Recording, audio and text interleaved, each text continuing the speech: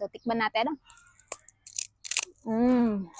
Ito yung klase ng snack na napakasarap, hindi ka pa maumay at pwede mo ding baunin. At ito nga yung nagte-trending ngayon na filled seaweed.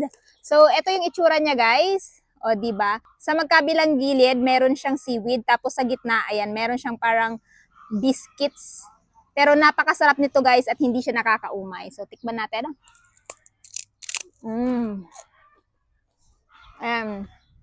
Kung nag-crave ka ng seaweed, guys, at gusto mo lang i-snack, ito talaga yung may recommend ko. At napakamura lang nito, guys. At ang kinaganda dito, pwede mo itong baunin. Kaya naman kung gugutumin ka, ayan, solve na yung gutom mo pag meron ka nito.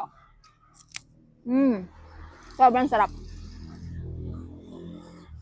Diba? Bagay na bagay ito dun sa mga seaweed lover. At ang kinaganda dito, ayan, meron siyang 17 grams of protein. So, high in protein din itong filled seaweed snacks na to. Kaya, kung nagwo-workout kayo at naghanap kayo ng snack na mataas sa protein, ito din yung i-recommend ko.